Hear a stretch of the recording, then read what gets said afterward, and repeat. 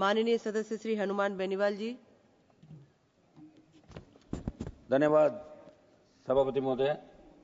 सदन में आज रेल मंत्रालय के अनुदान मांगों पर चर्चा हो रही। सदन के विद्वान साथियों ने अपनी बात रखी। सभापति महोदय, हम मंत्री जी से जब पूछते हैं कोरोना से पहले बुजुर्गों को रेल किराए में जो रियायत दी जाती थी उसे बंद कर दिया, इसका क्या करेंगे? कोई जवाब नहीं आता। हम पूछते हैं जिन स्टेशनों पर ट्रेनों का ठहराव स्वीकृत था, कोरोना में बंद कर दिया, उनका क्या होगा? कोई जवाब नहीं आता।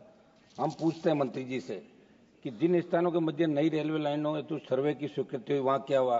तो कई जगह का हवाला देकर ये कह दिया जाता कि परियोजना गैर अक्षम है, आर्थिक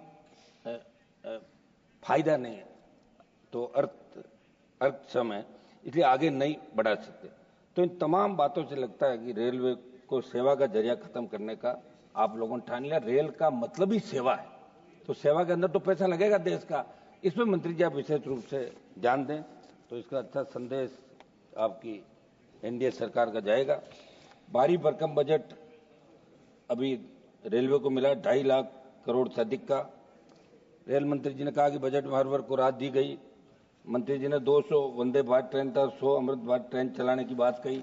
लेकिन मैं मंत्री जी से पूछना चाहता हूं कि आज आप अमृत भारत वंदे भारत ट्रेनों की बात करते हैं, लेकिन मेरे नागौर से दिल्ली तक नियमित ट्रेन सेवा ही नहीं है, जबकि यात्री बाहर इतना कि रेलवे एक की जगह 2 ट्रेन बीकानेर से नागौर होते हुए दिल्ली तक चलाए तो भी रेलवे को अच्छा राजस्व प्राप्त होगा। मंत्री जी, आप तो हमारे उधर से आते हैं, मारवाड़ से, जोधपुर से, थोड़ा सा आप नागौर का विशेष ध्यान रखें, क्योंकि नागौर से ही सारी राजनीतिक उठापटक होती है राजस्थान की। हादसों को शून्य करने के वादे में विफल रेलवे। इतने बजट आवंटन के बाद भी रेल हादसे थमने का नाम नहीं ले रहा है। मंत्री से पूछना चाहता हूं कि आखिरकार कहां है हादसों को शून्य करने का रेलवे का वादा? मार्च 2022 में सिकंदराबाद के पास कवच के ट्रायल में खुद मंत्री जी शरीक हुए। उस वक्त ये दावा किया गया कि कवच भारतीय रेल में हादसों को रोकने की सस्ती और बेहतर तकनीक है, लेकिन अब तक सभी जगह कवच क्यों नहीं लगे, ये भी चिंता की बात है। स्टेशनों पर भीड़ प्रबंधन में रेलवे की विफलता। अभी 12 मार्च को रेल मंत्री जी ने मेरे एक सवाल के जवाब में कहा, माघ कुंभ के दौरान 13 जनवरी 2025 से 28 जनवरी 2025 तक 4.24 करोड़ यात्रियों के लिए आवागमन हेतु 17,300 से अधिक गाड़ियां परिचालित की गई। मैं आपसे पूछना चाहता हूं कि बीकानेर से नागौर होते हुए और जोधपुर से मेड़ता होते हुए प्रयागराज तक के रूट की तरफ आपने ध्यान ही नहीं दिया। उल्टा इस मार्ग पर चलने वाली हावड़ा एक्सप्रेस को कई बार रद्द कर दिया गया। मारवाड़ में लोगों को भारी तकलीफ उठानी पड़ी। जहां से आप आते हैं, दिल्ली में जो स्टेशन पर हादसा हुआ, मंत्री जी मैं कहना चाहता हूं इस भगदड़ को दुर्घटना का रूप आप नहीं दें। ये गैर इरादतन संदोष हत्या इसके अंदर मानी जानी चाहिए। दिल्ली स्टेशन पर हुए हादसे को रेलवे प्रशासन ने सार्वजनिक दायित्व के प्रति घोर लापरवाही दिखाई, इसलिए उन सभी लोगों के खिलाफ हत्या का मुकदमा दर्ज होना चाहिए जो इस हादसे को रोक सकते थे।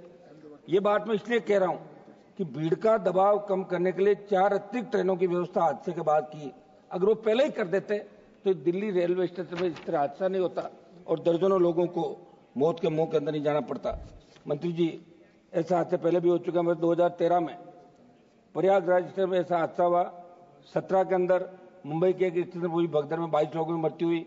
विगत वर्ष बांद्रा टर्मिनल स्टेशन भीड़ प्रबंधन सिस्टम लगाने की बात रेलवे ने की और दावा किया कि सेंसर आधारित सिस्टम से पता चल जाएगा कि स्टेशन पर कब और कहां भीड़ को नियंत्रित करना है। लेकिन नई दिल्ली रेलवे स्टेशन पर हुई भगदड़ ने स्पष्ट कर दिया कि बड़े स्टेशनों पर ऐसे सिस्टम लॉन्च नहीं किए गए और इससे भी ज्यादा दुख होता है कि एआई आधारित तकनीक से बड़े कार्यों का दावा करने वाले तंत्र में रेल के साथ आईटी मंत्रालय का भी जिम्मा आपके पास है। मंत्री जी, दोनों मंत्रालय आपके पास है। मैं उनकी दोहरी इसके अंदर नाकामी रही अपने दोनों महकमों की सामने। इसलिए मेरी मांग है कि बड़े स्टेशनों में भीड़ का प्रबंधन नियंत्रण करने के लिए ठोस और कारगर उपाय किए जाएं ताकि ऐसे हादसों की पुनरावृत्ति नहीं हो। सभापति महोदय, मैं मेरे इलाके की तरफ आता हूं।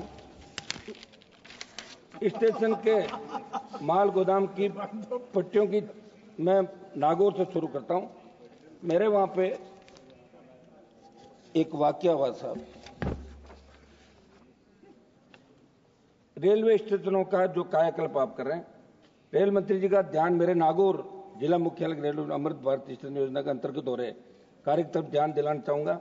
मंत्री जी, रेलवे के जिम्मेदार अधिकारियों के अनदेखी उदासीन रवैये के कारण प्लीज कंप्लीट करिए। 1-1.5 मिनट का नागौर पे आगे साहब देश से इलाके बताना तो पढ़ना तो थोड़ा सा। अधिकारियों के अंधे की उदासीनता रवैये के कारण नागौर के लोग पिछले 2 साल से परेशान है।